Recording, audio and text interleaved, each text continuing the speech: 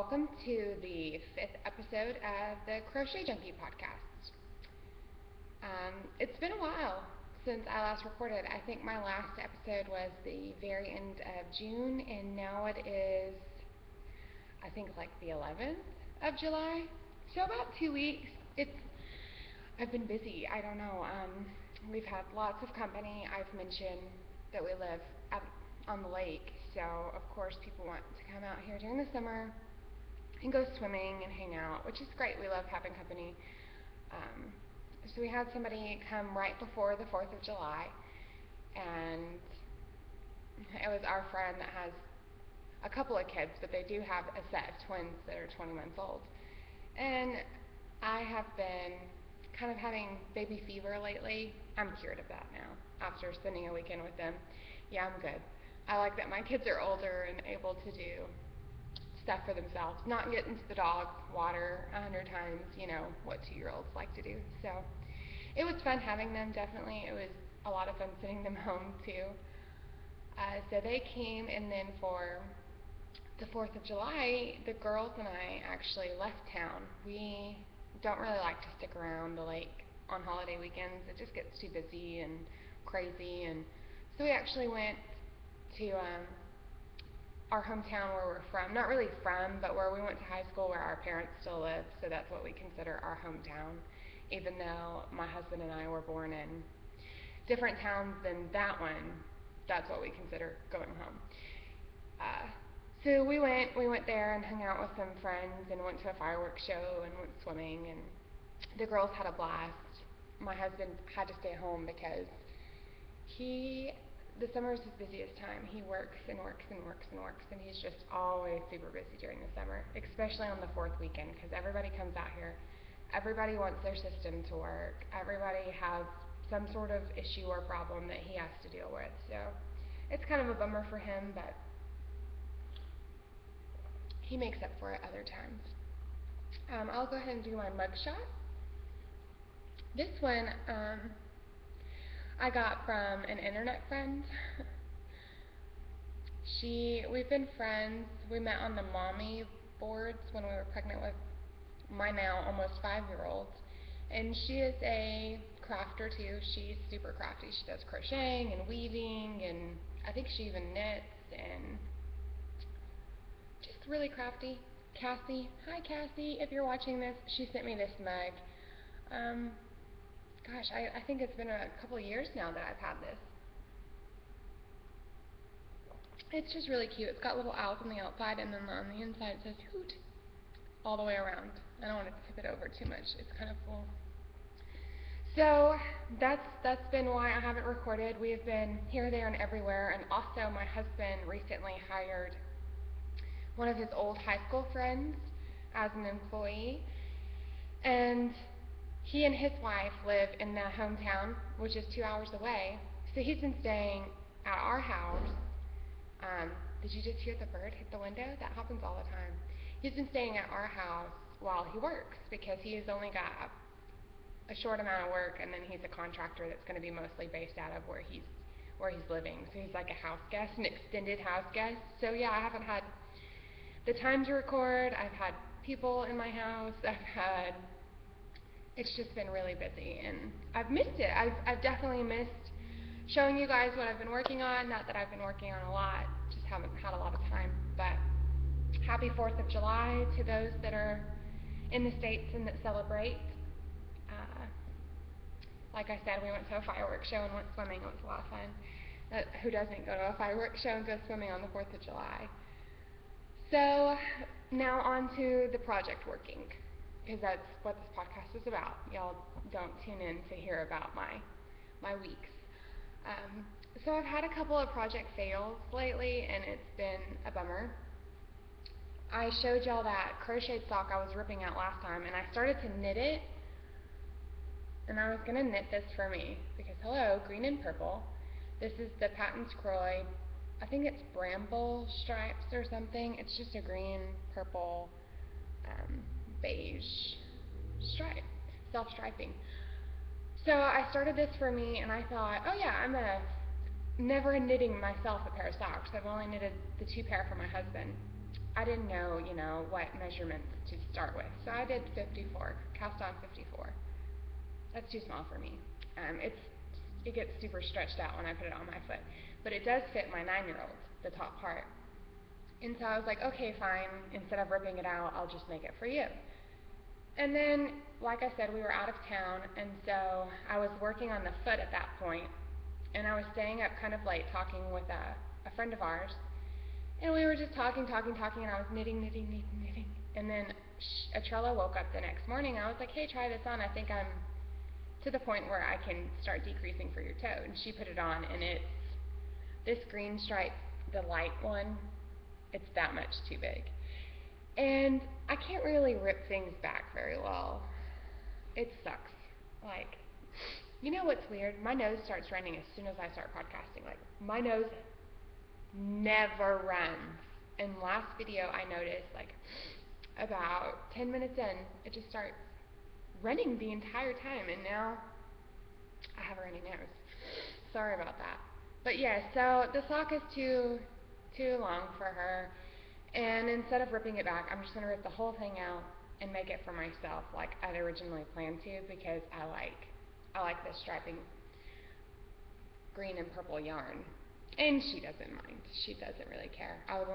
She knew I was only making it for her because I screwed up. Another project that was a project flop, I went to a birthday party on the 4th too. One of my really good friends, her little baby turned 1, and I love crocheting little animals. I really do. I love giving handmade gifts more than store-bought gifts. One, you're not going to duplicate the present. There's not going to be 2 whatever you made, because you made it. That's the only one that there's ever going to be. And another reason is because it just feels more like gift giving to me than to go to sit and spend time making something, rather than going to the store and just picking up something and saying, oh, well, I hope they like this. Here's the receipt if you don't. That just seems really impersonal to me, not knocking that style of gift giving. I've been given a million things that were purchased at the store that I absolutely loved, that I felt were meant for me. So it's not that I don't go to stores. I absolutely do go to stores and buy things, but I try when I can. I try to make something. So I started this. They have a little weenie dog as a pet, and again, this is for a 1-year-old. So I started a crocheted weenie dog. I figured I'd just do the body and the little fat legs and the head and a tail. And I thought that this is a Patton's Crow self-striping too. This is the Sienna stripes. I think that's what it's called, the colorway. And this is the yarn I use for my husband's socks.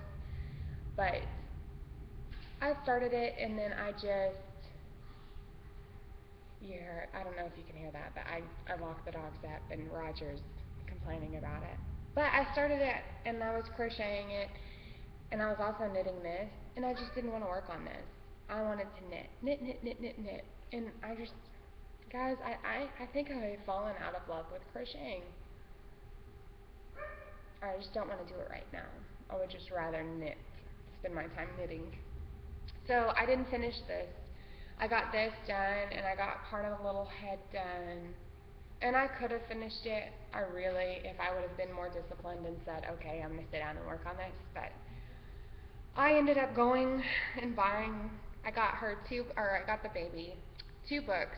She's pregnant again, so I got one that says, I'm going to be a big brother, and another one that's like an interactive, how the board books, you turn the pages and they'll be like a different thing. Well, this one has an owl on the cover and the eyes sort of cave in, and a little fishing bathtub toy. It's got 2 or 3 little fish that connect with a magnet with a little reel.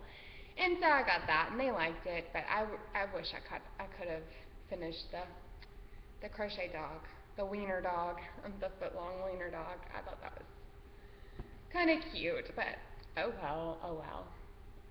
So, in being so busy, and my husband being so busy, I missed knit night last night. I only go every 2 weeks. I've mentioned that I live over 65 miles from my local yarn store, so I don't get to go all the time, but he got caught up working last night, and I missed it. And he felt really bad. So we ended up going to dinner and doing some. Oh, we went to Home Depot. We had to go. We had to go into town to go to Home Depot to do some house stuff shopping. That's another great thing.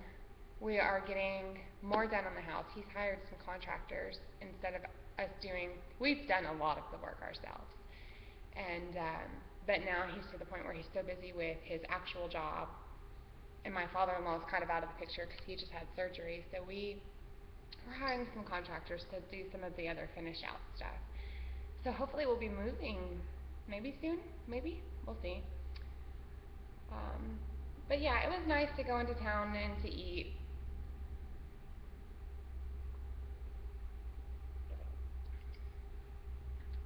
And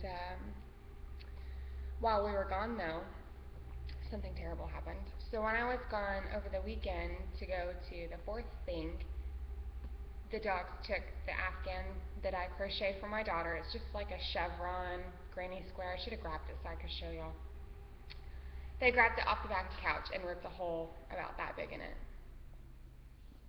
And then last night while we were gone, they got a hold of my daughter's bunny slippers. This one isn't too bad. They just ripped the strap off.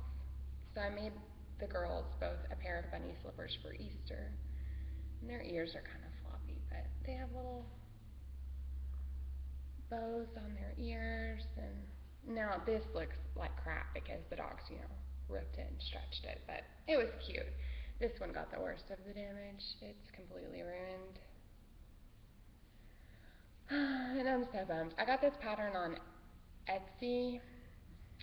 You can just type in bunny slippers and you'll see the one with the different color on the insole because I wanted it to be cushy on their feet. I spent, the better part of a week making these, and the dogs tore them up in just a few hours. So I'm really bummed. I even put little glue dots or like little paint dots on the bottom because we have concrete floors and they are slippery. I cried. I did. I cried when I realized it, and it's not really about these, it's about the fact that there's been 3 things torn up that I've crocheted lately that the dogs have gotten a hold of. And it's not like these dogs are deprived of attention. I'm a stay-at-home mom. We go on walks every single day. We play ball. I spend a lot of time with my dogs. They're my babies. And for them to tear stuff up, it just really, really, really frustrates me. And I cried when we got home and I saw it was torn up. There's still mess all over the floor from the tail on this one. How it's missing. It's all over the place. I'm gonna spend quite a bit of time sweeping that, but I didn't want to have to mess with it. Oh no, my husband's home, so he might come in and say some stuff. I just dropped dog hair all over this from messing with that slipper. But yeah, those are my Project Flops jerk dogs. And so on to my whips. I showed you my sock that I screwed up. Well, I cast on 64 stitches.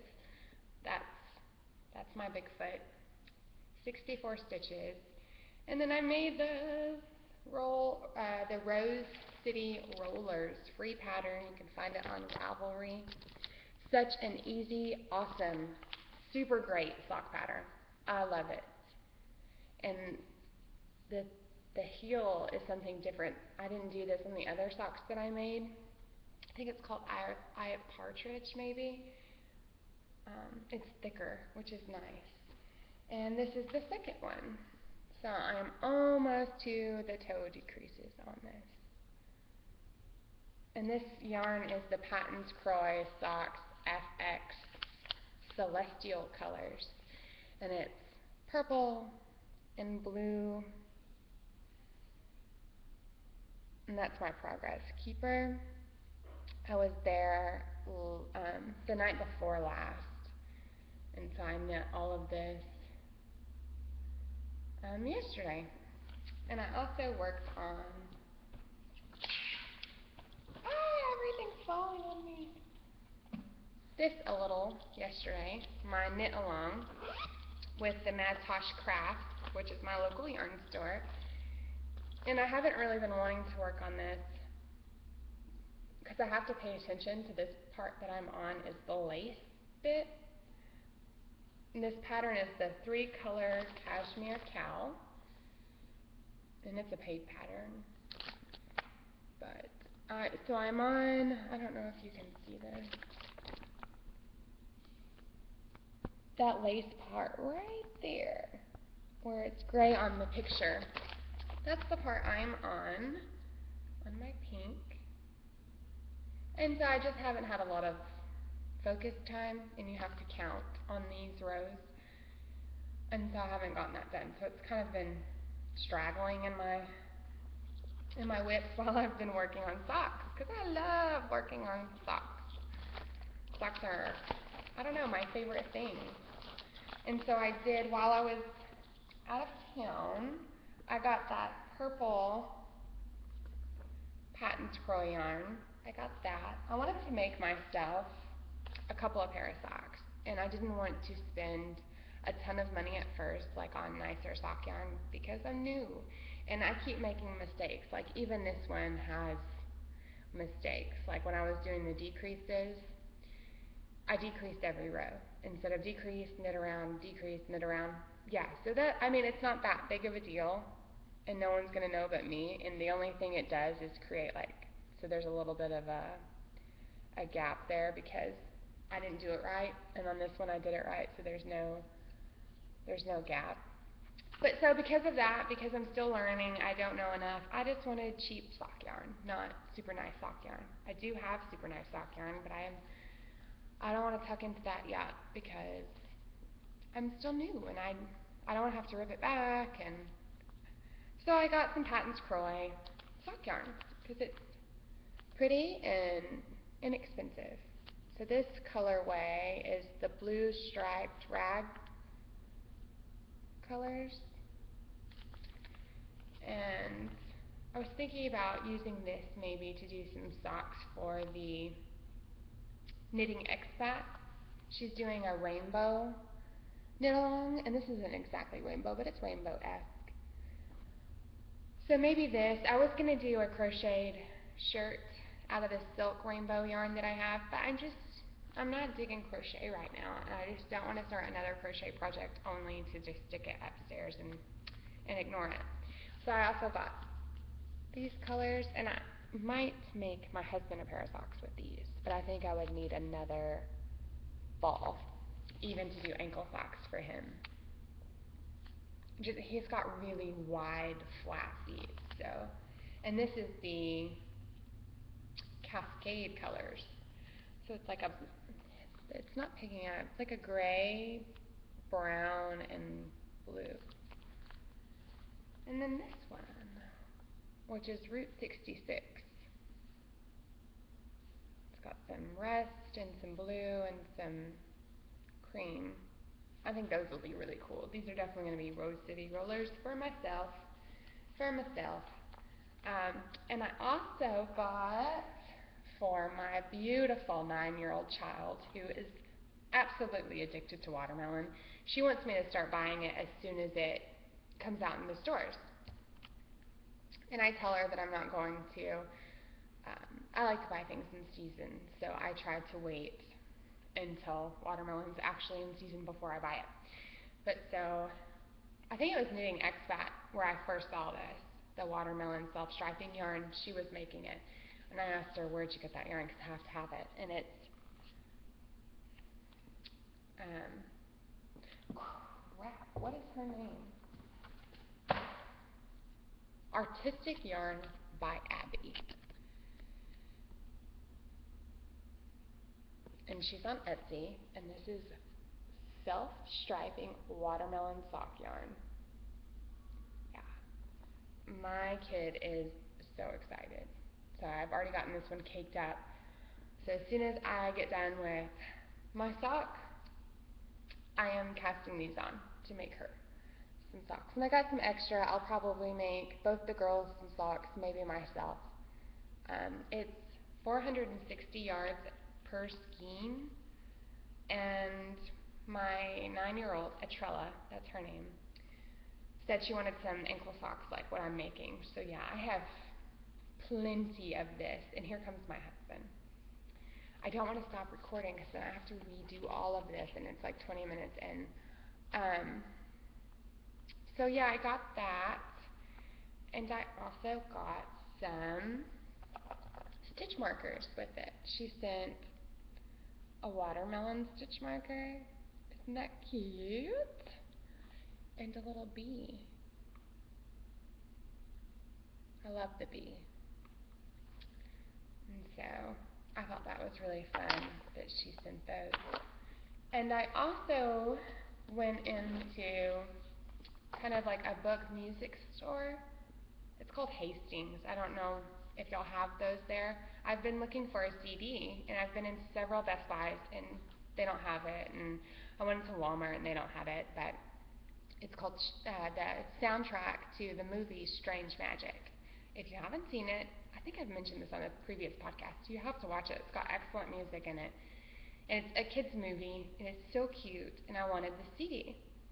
So we went into Hastings, and I got that CD, yay, and these two books, Knitting for Peace, and it's got a ton of different stories in it,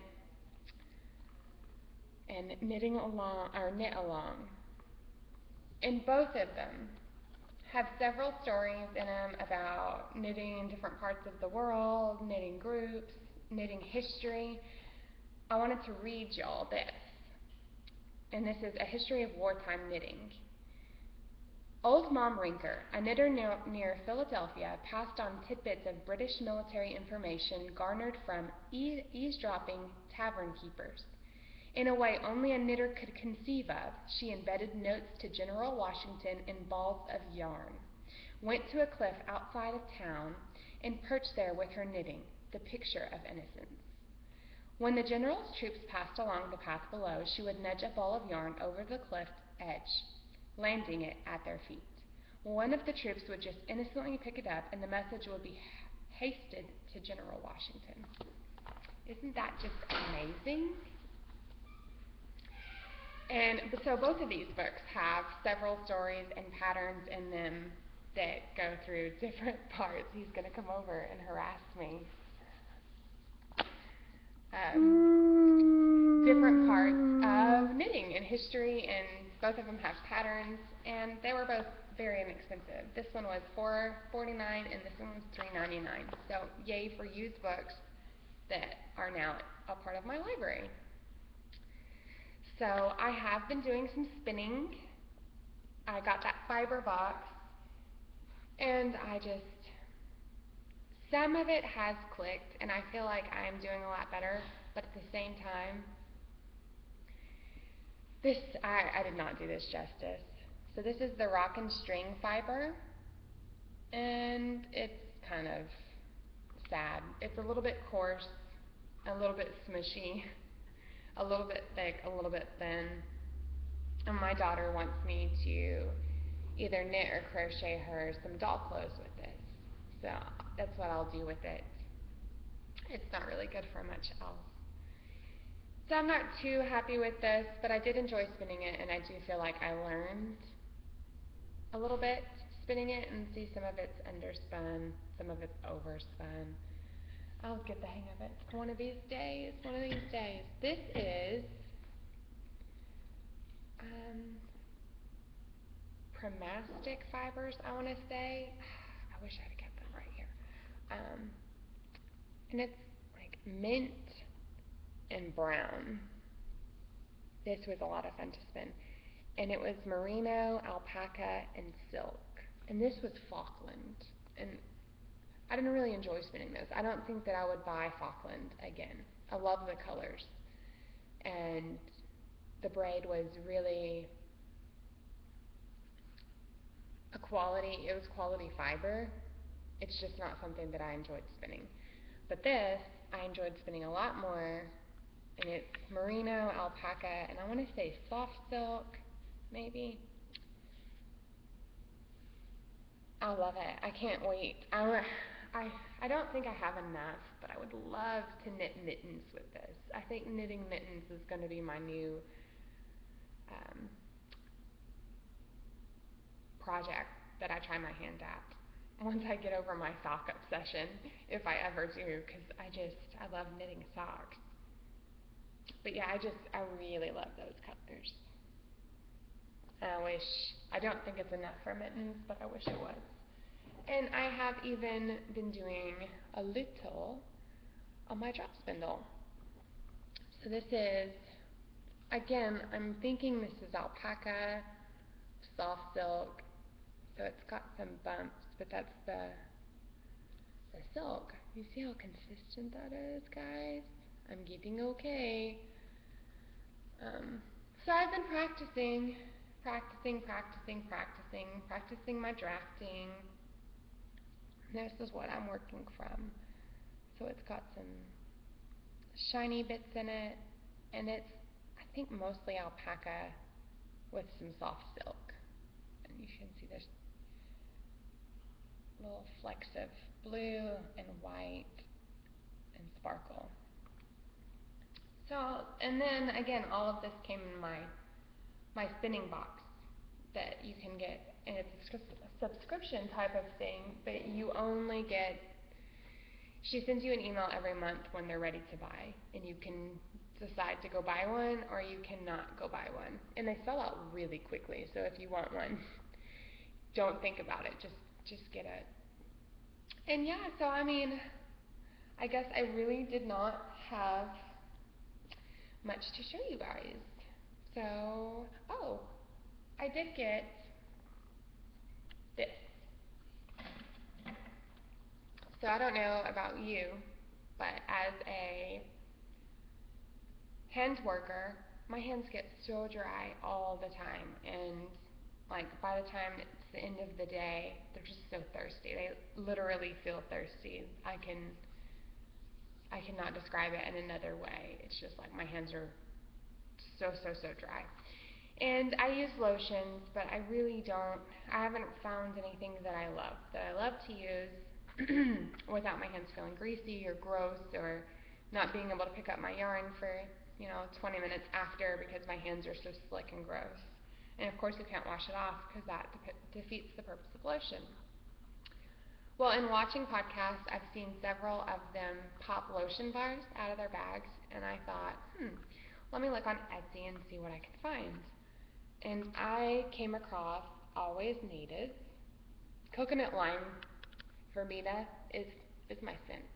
And Bath & Body Works discontinued it. And I don't super love Bath & Body Works stuff anyway. I just love that scent. And so imagine my delight and surprise when I found a lotion bar in that scent. And it comes in this little wrapping thing because it is rather greasy. And some of them I saw on Etsy came in like tins and stuff, which I thought would be nice, but they weren't the scent I wanted.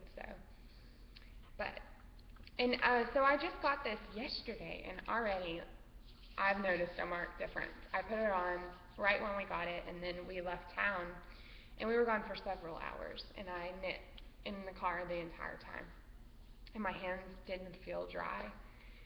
And then once we got home, I was laying there, and my hands still didn't feel dry, and I always put lotion on when I go to sleep. So I put this on about 5 o'clock, and still by bedtime, around 11, I didn't need any more lotion.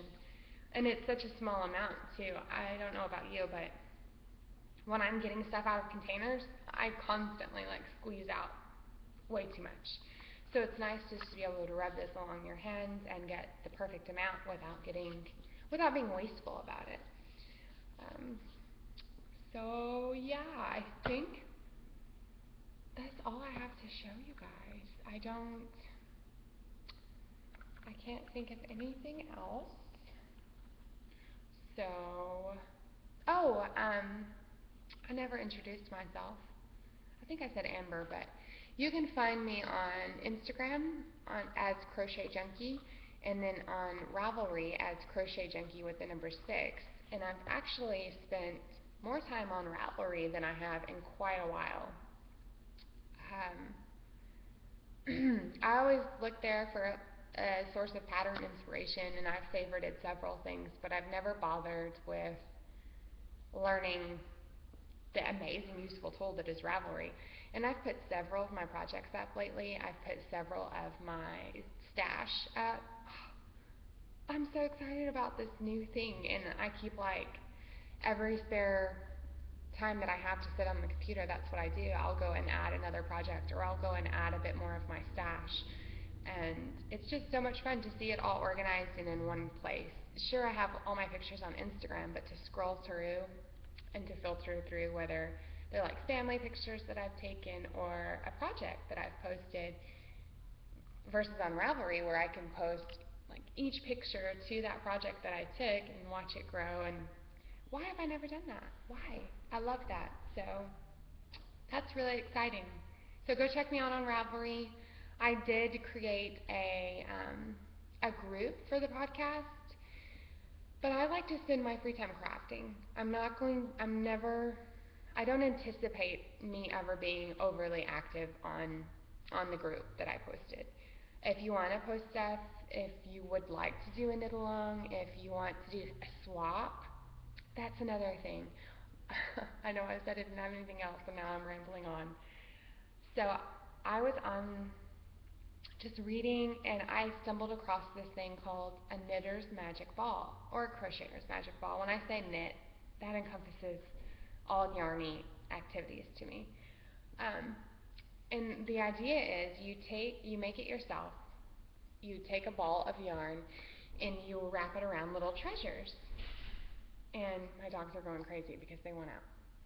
You wrap it around the little treasures. So you can start like with a core object, like say a stitch marker.